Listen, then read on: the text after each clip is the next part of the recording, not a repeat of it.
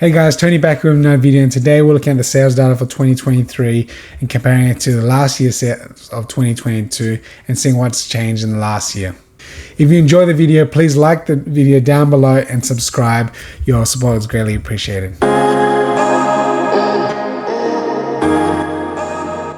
So let's begin with the sales for 2023, and as you can see on the screen here, at the time of recording, it's 15th of December, and we've done $38,000 Australian dollars from January 1st up to now, which is 11 and a half months, and comparing to the previous period, it's 120% more, which I'm pretty happy with, to be honest. I mean, doubling your sales in a year is extremely incredible, especially for me since it's more of a side hustle. But it just shows that anything is possible, even if you want to do it yourself. If you're a casual reseller, if you just want to flip things, it doesn't matter what it is. It shows that anything is possible.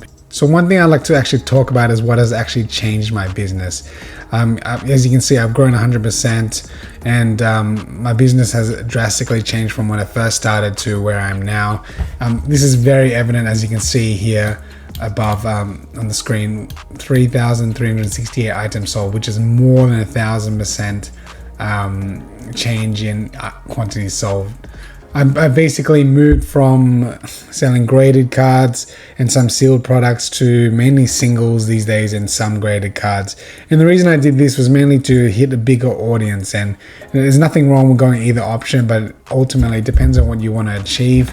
For me, it was about hitting more of the masses, hitting people that, that aren't big spenders, but they just want to spend by, their occasional few dollar cards. And comparing this to previous results, you can see here that, within the span of a year, I sold 241 items in 2022, as opposed to 3,368 items in 2023. Well, almost 2023. But yeah, you can see that this is a drastic change, and reflected on the change in type of business I'm doing, and this is more evident. This is more evident based on the fact you can see here that $11.31 per item of that 3,300 items compared to last year, which is $79. And it ultimately, it's really up to you what you decide what you want to do if you're going down this route. As shown, either option can work. Definitely put a lot more work into this year compared to last year, mainly because having 3,000 more items sold is definitely a lot more packaging, a lot more mailing, and but ultimately it's really up to you what you want to do. There's a huge change in buyers, as you can imagine. Selling more does come with more buyers, but what I found interesting is the buyer retention, because you can see here last year, if you look, I had about 87% first time buyers, and as you can see here, 13.4% repeat buyers, which is not bad. I think for a lot of businesses, having 10 to 20% is actually a very good number, but that has drastically changed from this year, where you can see it's 79% first time buyers and 21% repeat buyers. And what I've noticed from the market is that when you have people that like to buy, cheaper cards, they tend to buy more cards. So you'll see them buy like, let's just say 10 different variants of Pikachu, or 10 different variants of a specific Pokemon, or more cards from a specific set that they're trying to complete. You'll have people that come back and try and fill up that whatever they're collecting. So this is less of the case when it comes to high-end buyers. Obviously there are less people buying high-end products, so I thought that was very interesting, and that's a drastic 1,000% change, nearly even so for first-time buyers. But love to see how our next year goes. I don't think I'd replicate the same data, but I thought that was interesting. So overall, December has surprisingly been a quiet month for me. I think a big part of December being so low is because firstly, Christmas coming up, people are buying their gifts, there are less money to be spent, and to add fuel on the fire, a big part of it also is because cost of living has gone up. People have less disposable income, and they can't buy trading cards, cardboard, whatever you want to call it, compared to in the past. So I think that's a big part of it. They're focused on their Christmas Historically, December does get busier as it gets closer to Christmas, but this year has been quite wacky in terms of price increase. But you can see in November it's just gone through the roof. Yeah, postage is an interesting one. What I don't like is actually eBay charging fees on top of the postage. So let's say that it costs $1.50 to post out a card. eBay charges you, 12-13% on that as well. So you're basically paying 16 cents and you're losing 16 cents because the fees plus you actually having to pay the postage. So if you're going to factor that in, increase your postage costs, take that loss, it is part of it.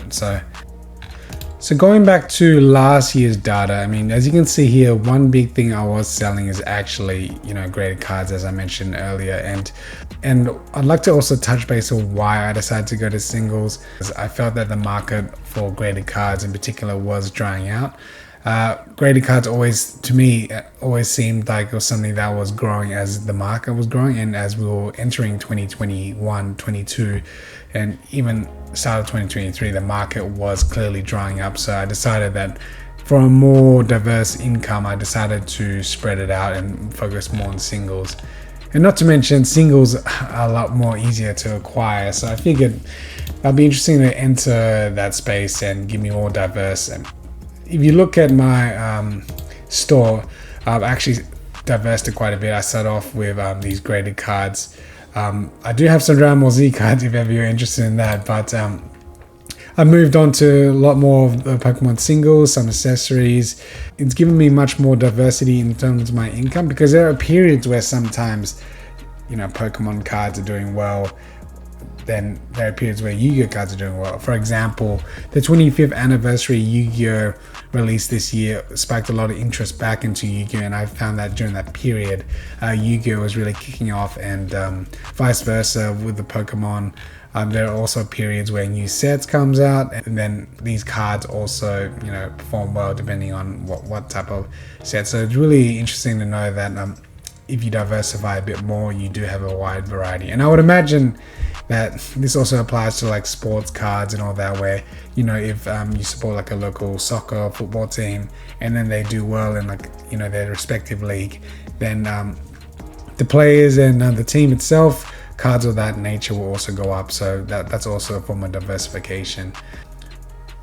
So one thing that's changed this year is I actually started a website, though it is still early stages where I'm working on it. I found that I do get a bit of sales in it. It's mainly retained through people that I bought with. I send them a bit of a coupon in terms of discount. So if they buy it from me, it helps get extra income. So I'd like to say that retaining your own customers and also getting loyal customers is important for the long run, because if something happens to you on eBay, then you're obviously going to get screwed over. If you get banned on eBay, you're going to get screwed over your whole entire business. So as much as possible, it'd be good to pull in your customers into one platform, which obviously would be a website. But at the same time, if you're starting out, I wouldn't focus too much on it, and focus more on building a profile on a specific platform, such as eBay.